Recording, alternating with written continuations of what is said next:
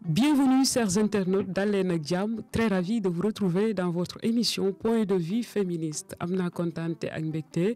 dalal leen ci seen émission bi ñu dippee Point de vue féministe. Tey nag ñu toll ci épisode numéro 2 et dans cet épisode nous allons tenter de répondre à la grande question qui est de savoir qu'est-ce que le féminisme. Qu'est-ce que le féminisme? C'est cette très grande question que nous allons tenter de répondre. Mais avant,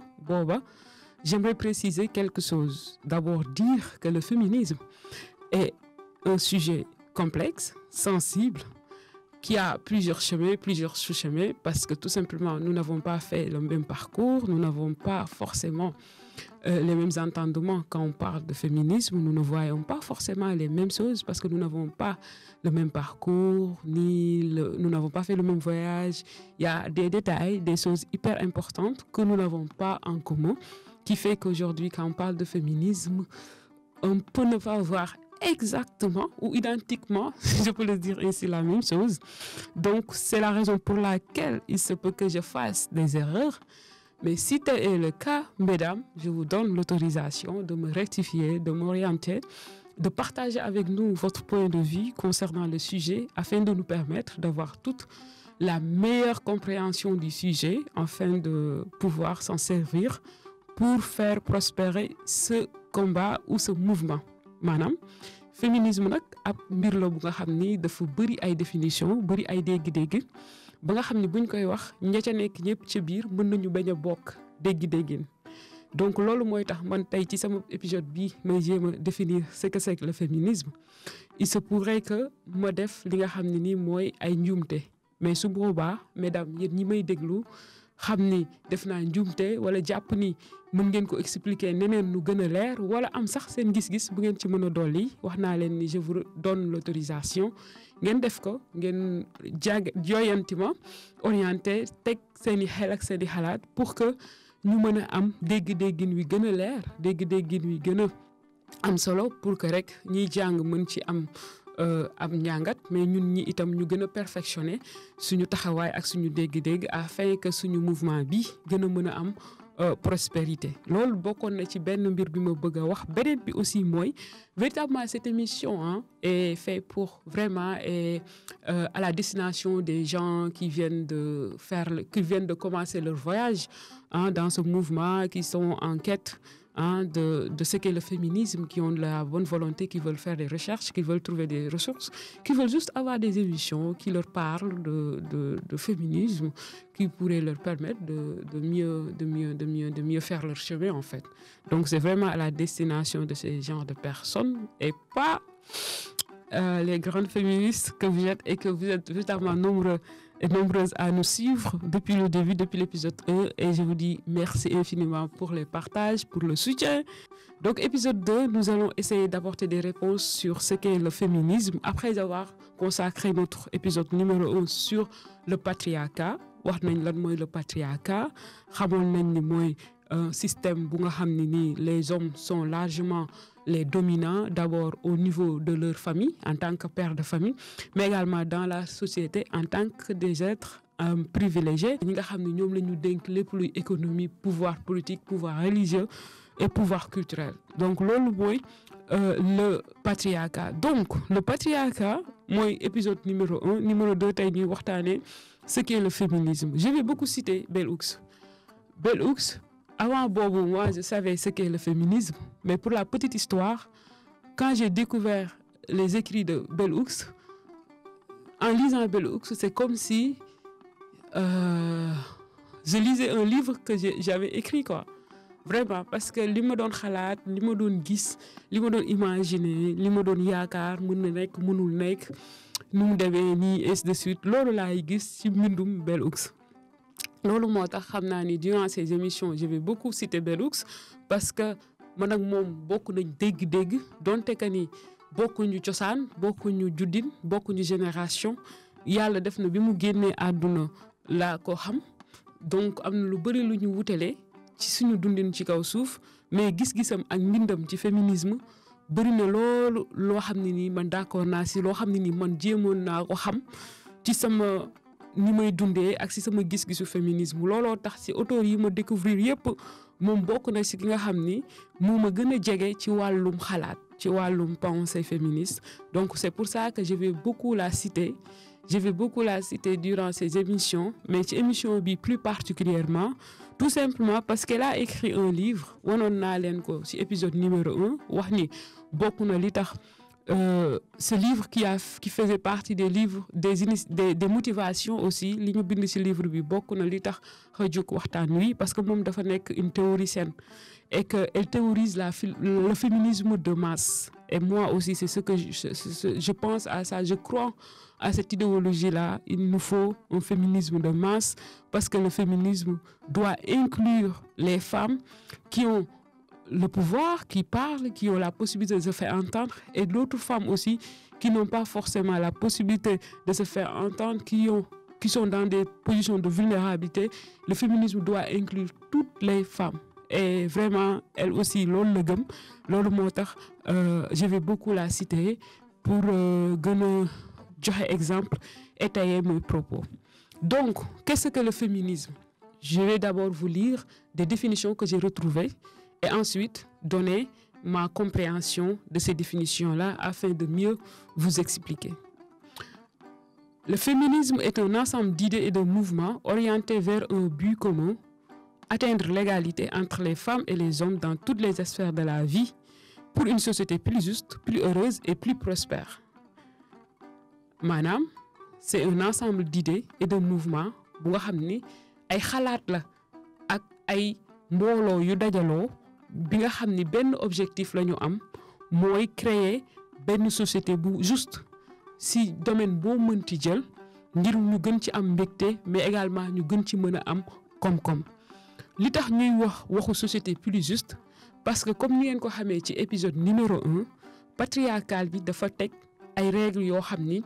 depuis le début dafa favoriser l'inégalité, dafa favoriser les hommes au détriment des femmes, lépp luy pouvoir politique, économique, social et religieuse mu jox ko les hommes. Jàpp ni jigéen moom c'est un être inférieur à l'homme, amul doole ju bari, amul pouvoir bu bari, donc loolu moo tax mu nekk un être inférieur. Kon féminisme tey loolu la gis ba tax mu nekk ay idée maanaam ay xam-xam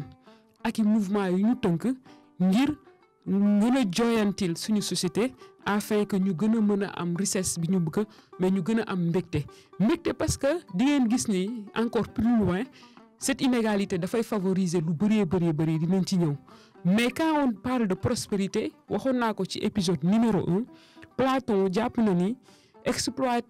ne pas exploiter le potentiel jigéen ñi, ne pas leur donner leur place pour qu'elles puissent participer au développement d'un pays day mel ni exploiter la richesse d'un pays à moitié. Donc moom avant Jésus-Christ sax jàpp na ni góor li mu mën jigéen mën na ko. ñun ci suñu aada ci suñu cosaan dañu ne ñaari loxo mooy takk tubéy ñaari loxo mooy takk sër kon tey bu ñu nee nañu jël lépp luy doole économique politique xam-xam dénk ko góor ñi bàyyi jigéen ñi rek ca waañ wa dafay mel ni am ak koom-koom gi ñu am yépp muy lu ñu mën ci suñu réew exploité wuñu ko. Donc nag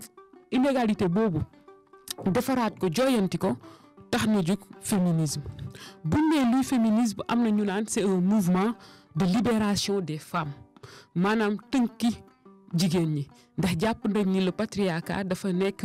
lu nga xam ne nii dafay anéantir les libertés de la femme dafa jël jigéen tënk ko dénk ko guumu njaam. Donc libérer jigéen ci position de jaam boobu wala ci position d'un être inférieur googu mu nekk tax na jóg féminisme.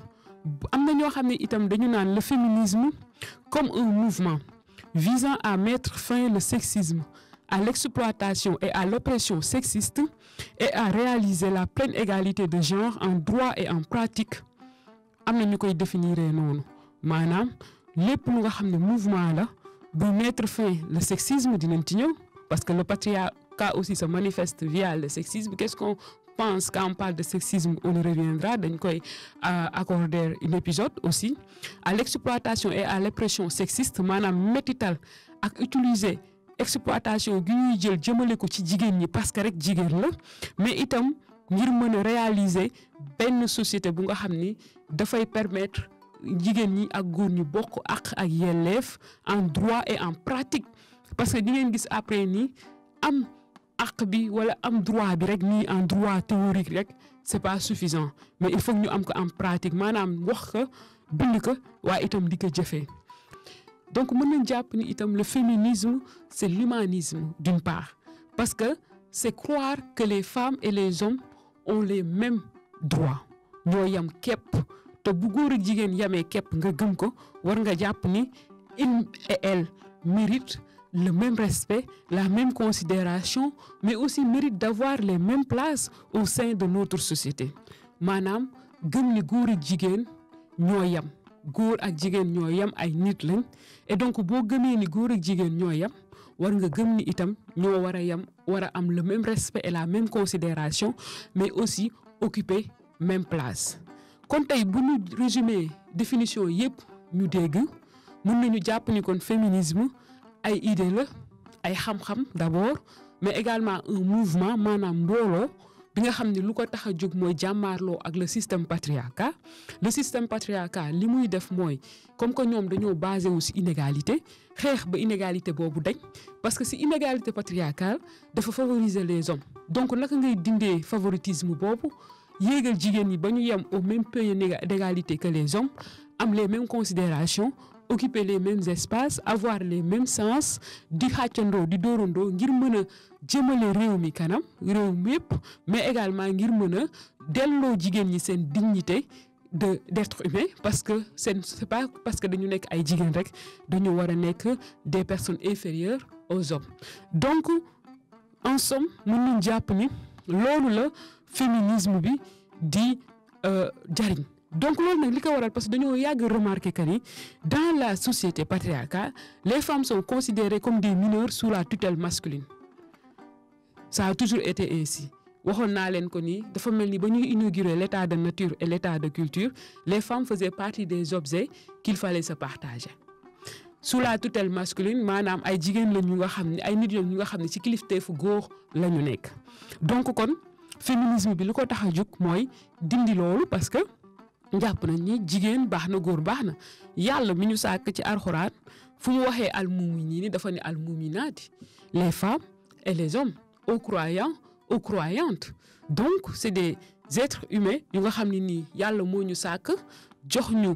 mën-mën yi jox ñu kàttan gi donc si suñu perception culturelle si li ñu société bi bëgg a dugal si suñu bopp moo tax inégalité bi am donc jug ngir faagaagal ngir dindi fi inégalité bi loolu moo tax a jóg le féminisme donc loolu mooy le féminisme donc loolu tax xeex yi ñu njëkk a xeex courant de féminisme yi njëkk a am peut-être dinañ ci revenir ci yeneen épisode li ko taxoon a jóg mooy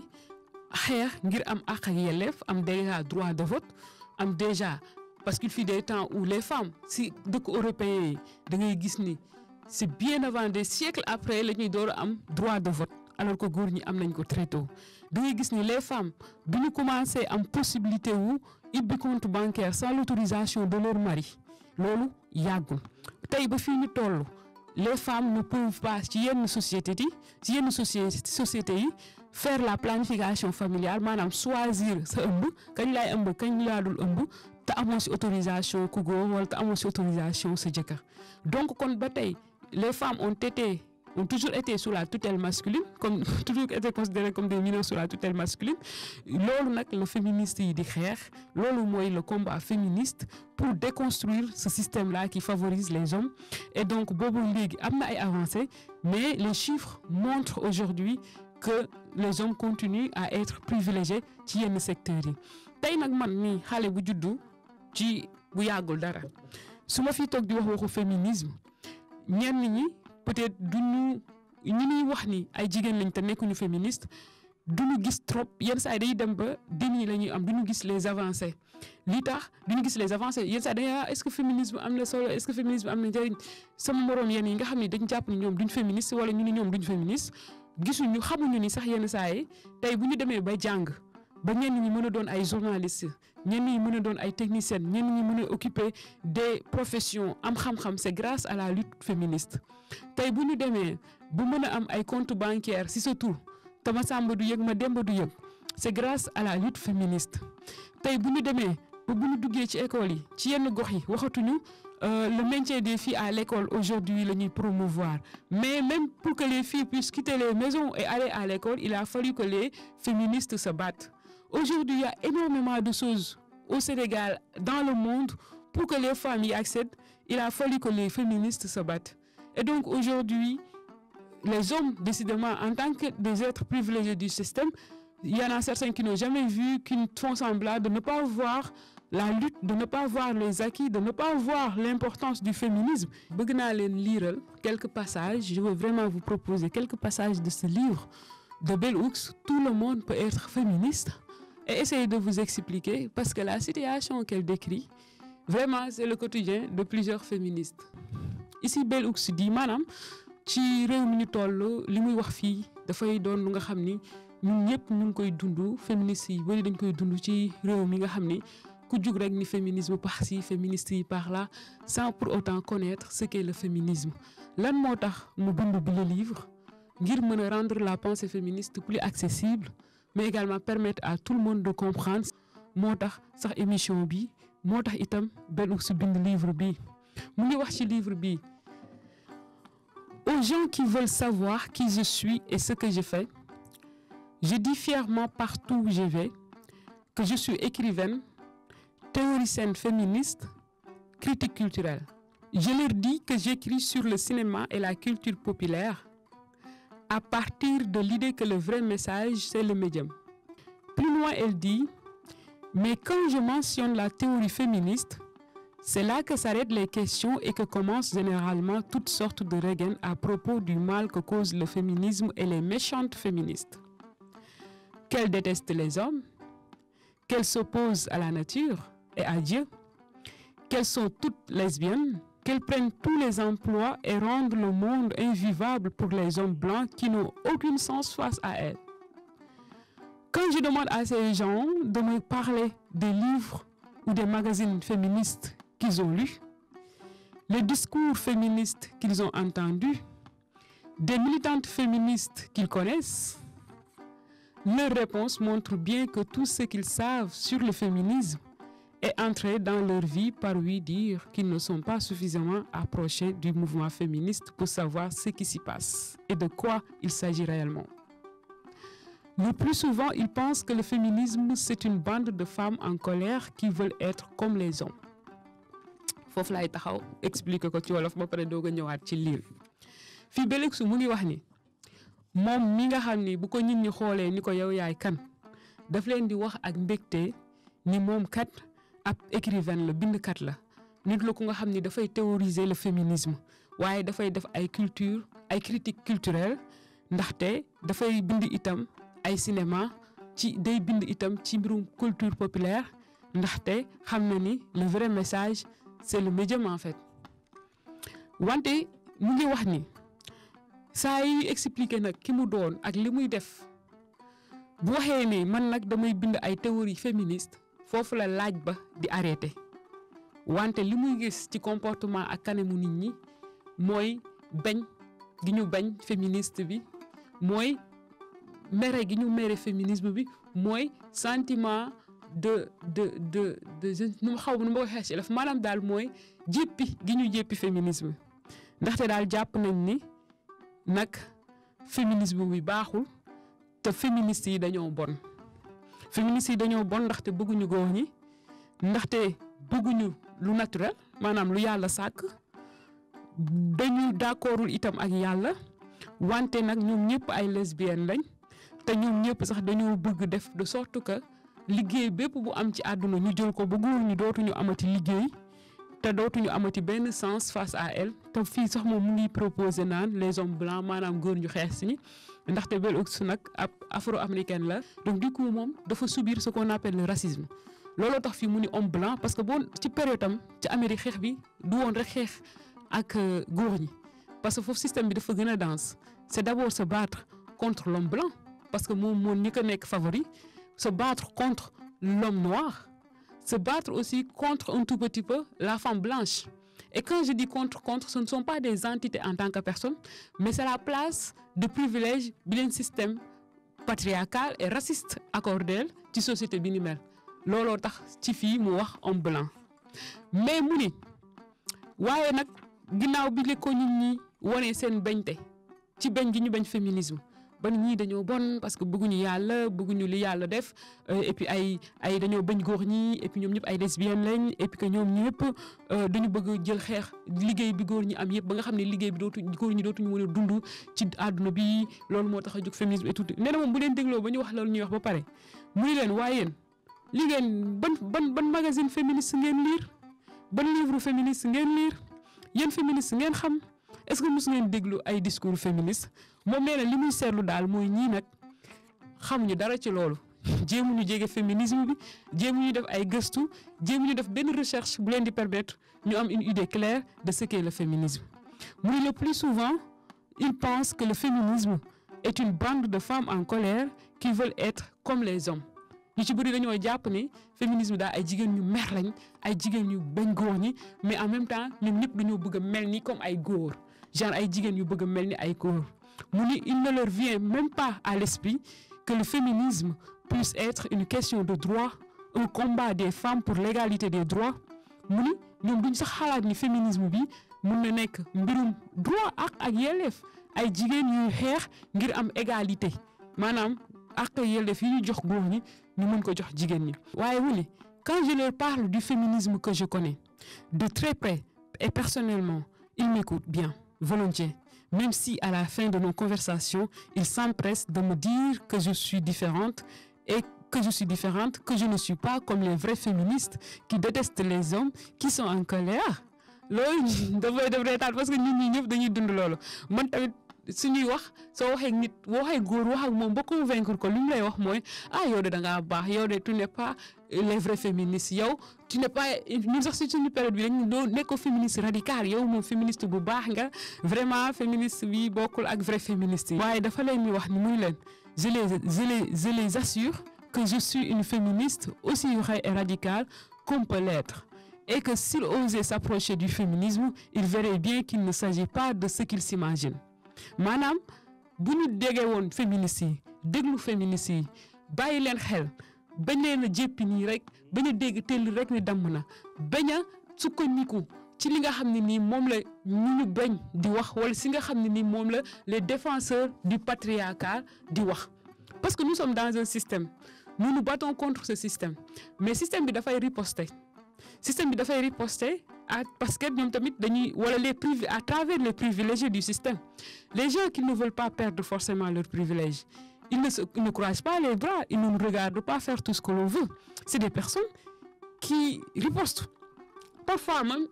sans être conscients ou sans il y en a qui sont conscients mais il y en a d'autres qui ne sont pas conscients c'est des gens ils sont privilégiés ils sont éduqués ils sont élevés dans un système patriarcal et là ils voient leurs intérêts menacés donc ils vont riposter. Et en ripostant, ils ont tendance à véhiculer des faux messages, à détruire les féministes, à dire que c'est des gens qui sont là, qui sont contre la nature. Parce que toute cette culture patriarcale, ils voudraient nous faire gober que ça relève de la nature. Alors que fi wax nañ ni li ñu gëmloo ça ne relève pas de la nature. lu góor mën jigéen mën na ko ñaari loxo mooy tax tubéy ñaari loxo mooy tax sa góor ak jigéen ci seen considération basée sur le genre mooy li société bi culture bi patriarcale inculqué ci suñu bopp mais tey boo gisee ku góor ak ku jigéen nga tëj leen ci benn kër mettre leen dans les mêmes conditions jox leen les mêmes éducations dañuy développer les mêmes facultés ça veut pas dire que nag quand on parle d'égalité dañuy mel ni comme góor à 100%. On n'est pas comme góor à 100%. Les góor aussi, les hommes ne sont pas à 100% comme des femmes. Dans chaque homme et dans chaque femme, il y a une toute petite partie d'homme, masculinité. Dans chaque homme, il y a une partie de féminité. Yooyu yëpp dinañ ci ñëwaat. Li koy développer, li koy nelawloo, c'est l'éducation qu'on nous donne. Ouais. Donc, ce n'est pas naturel. C'est le système qui nous a inculqué cette éducation pour que l'on puisse continuer à supporter notre sort, à dire que ok ñun nii la ñu yàlla bindee amuñu doole amuñu mën-mën amuñu kàttan alors que en termes de doole ak mën-mën ak kàttan ce que la femme prouve dans la société góor gi defu ko un tiers. La gestion de la maison rek les tâches ménagères le management qu'il y a dans ça éduquer des enfants gérer la maison sang boot déglu nit ñi les multitâches que les femmes font en même temps les hommes ne peuvent pas le faire. Mais ça n'est pas valorisé dans un système patriarcal. C'est pour ça que les gens disent ouais les familles les hommes ne peuvent pas en fait en termes de compétences waxuñu ne ñoo ëpp doole mais xam naa ni s'il devait y avoir plus compétents ce ne serait pas les hommes en fait tu vois. Donc loolu la ñuy jéem a déconstruire féministes yi loolu la ñu xam di ko déconstruire donc les gens privilégiés qui veulent pas céder leurs privilèges ils véhiculent aussi tout type de message. Tout type de message. Les féministes sont mauvaises, les féministes sont méchantes, les féministes sont en colère. On n'est pas en colère. Si tu veux savoir, non mais je te jure, la colère, on y reviendra, c'est des sentiments, c'est des trucs, tout ça on y reviendra. Installez-vous rek confortablement, Inch'Allah. Dinañu ñëw mais également li gën a neex ci émission bi mooy prévoir nañ ay guests Inch'Allah ci yenn thématiques yi dinañ ci inviter aussi suñu yeneen mbokk féministes yi nga xam ne seen xam-xam ci la gën a màcc parce que di ngay comprendre après au fur et à mesure que c'est des courants de pensée il y en a qui sont plus aptes à parler sur certains sujets vous allez voir que day dem ba ci biir dafay am ay spécialités kii dafay nekk afroféministe kii nekk écoféministe kii nekk féministe radical kii nekk féministe libéral yooyu yëpp lan lay ëmb dinañ ci ñëwaat. Donc dinañu am ay guests on va inviter ci yenn sujets yi quand on va parler du corps de la femme quand on va parler du sexisme de l'intersectionnalité tout ça on va inviter des gens qui ont plus travaillé qui ont de la ressource aussi et pour parler avec nous en profondeur comme ça mu nekk waxtaan ñun ak ñoom mu gën a neex waaye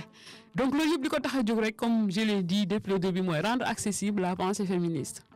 donc kon ñooñu ñëpp nag ñoo tax tey mbir yi metti loolu la Bellux di wax ci livre bi muy ñoom ñooñu ñëpp gëstuwuñu caytuwuñu demuñu fenn xamuñu dara dañuy bàyyi rek li leen nit ñi wax te nag ñun ci olof dañu naan nit boo ko bañee te xamoo ko dafa yendoog sa noon nit soo ko bañee te xamoo ko dafa yendoog sa noon ñeneen ñi ni yenn saa yi ku sa wujju sëlam doo set tu vois donc boo yendoo ak sa noon du la mën a bëgg parce que li muy wax ci yow du baax donc en général ñi bañ féminisme te xamuñu lan mooy féminisme mooy évidemment ñi yendoo ak suñuy noon ñi yendoo ak ñu bañul mais ñi yendoo ak ñi privilégier le système parce que bëgguñu perdre seeni privilège mais ku jege féministe dëgg xam féministe dëgg toog waxtaan ak moom di nga xam ne ni féministes yi nit gënu leen le féminisme fait partie des missions les plus nobles parce que égalité la wax parce que jox nit àq ak cëram jël jigéen jox ko la mu moom la ko yàlla jox ci société bi jël góor it teg ko place am waxuñu ko dañ koy déposséder on va juste dire que dañuy ñëw ñu yamale ñëpp ñuy xàccandoo dóorandoo ku mën nga def part égale travail égal salaire égal ku si nekk di def li mu mën ku si nekk am la possibilité de s'épanouir la liberté qu'elles méritent les femmes en tant que des êtres vivants mais aussi avoir toute leur dignité. Le féminisme aujourd'hui, quand les féministes voient la violence, parce qu'après vous allez voir que les femmes sont majoritaires quand on parle de pauvreté. Les femmes sont les premières victimes de la violence masculine. Loolu yëpp une société défavorable, une société patriarcale moo ko waral. Donc éradiquer loolu yëpp moo tax a jóg le féminisme. Féministes yi ngay gis ñuy xëy suba ba jant so di kërti di dugg ak génn ci ay problèmes yu nga xam ne nii directement concerné wu leen.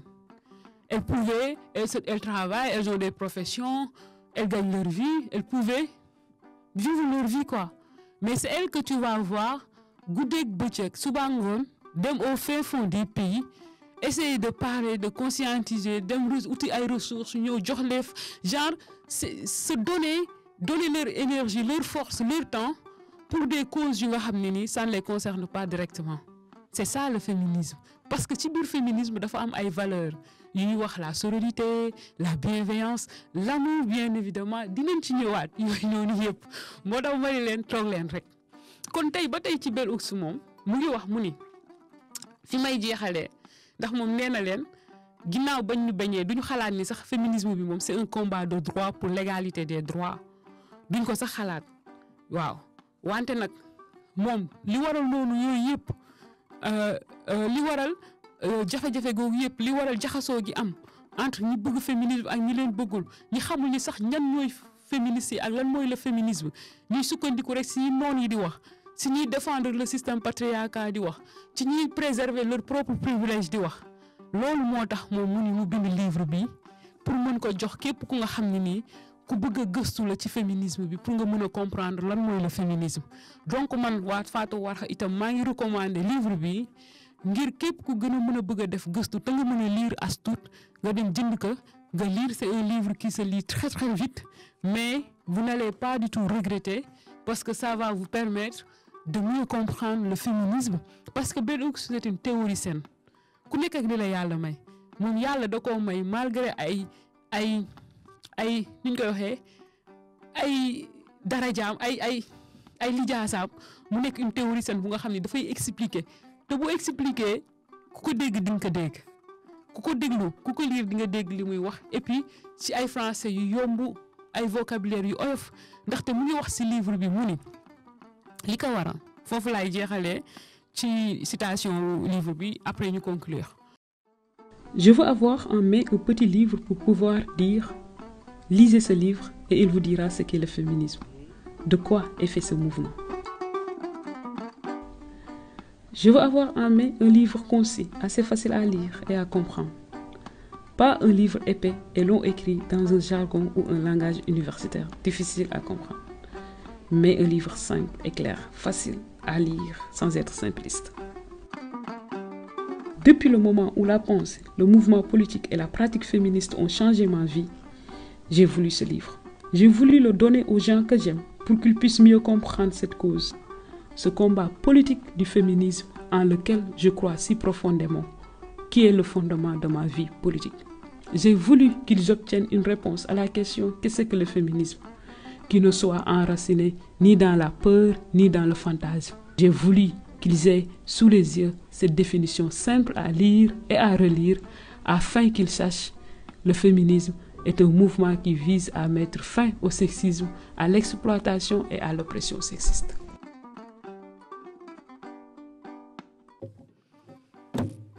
tëj na njàng yi mu ngi naan ma tekki tuuti ci olof mu ngi ni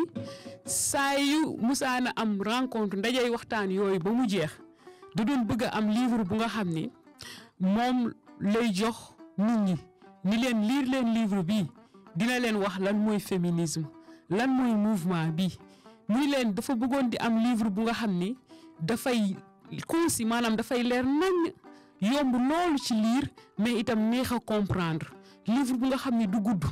du ngande du bëri te duñ ko bind ci jargon féministe ou ci jargon wala langage universitaire bu nga xam ni dafay naqaree loolu comprendre mu ni waaye benn livre bu leer nañ simple clair nag te sans néewal dara doolu daf ko yàgg a bëgg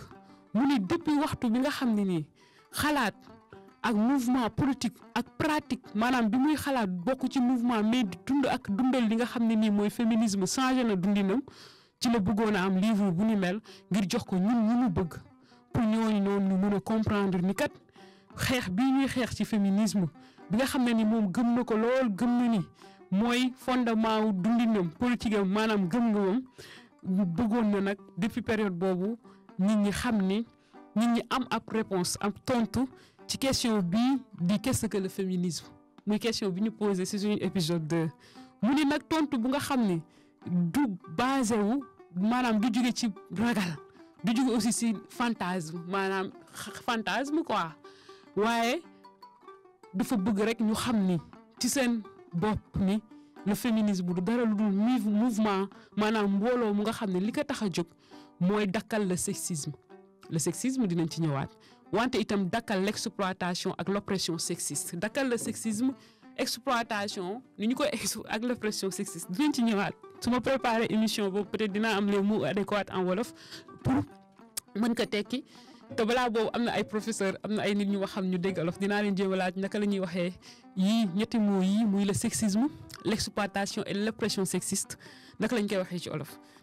amoon naa kontaan tey si suñu ñaareelu épisode bii ñu dippee qu'est-ce que le féminisme jéem nañ tontu wax nañ leen ay définition jox nañ leen suñu gis-gis liiral nañ leen ay partie wu livre Bellux livre bi moom képp ku bëgg a gëstu ci mbir mi rek jëndal lire dina la jariñ mais également wax nañ leen lu ñu gis. épisode numéro 1 patriarcat bi nga xam ne dafa instauré ay inégalité féminisme bi nag dara jox koo jug lu dul xeex inégalité yi jooyanti réew mi jooyanti jikko yi ba ñu mën a dund ci réew mu am égalité. donc nous vous donnons rendez-vous très prochainement ci beneen épisode 3 où nous allons parler du sexisme en faisant le focus sur le corps de la femme. Donc c'est un point de vue féministe sur le corps de la femme, la gestion du corps de la femme, mais en parlant aussi du sexisme. Dinañ waxtaanee lan mooy sexisme bu boobaa xëy na dinaa xam naka lañ koy waxee ci wolof dinaa leen ko wax mais ci jigéen ak boppam ku ko moom ci société bi naka la ko société bi di contrôler société patriarcale di contrôler ban gis-gis la ci am et naka la ñu mën a dénoncer loolu wala yan xalaat lañ ci am donc loolu mooy nekk sujet épisode 3 mais d'ici là portez-vous bien et suivez-nous vous pouvez commenter dites-nous ce que vous pensez dites-nous tout ce que vous voulez nous sommes là et nous allons vous écouter et parce que c'est dans la dialectique que les idées naissent donc portez-vous bien.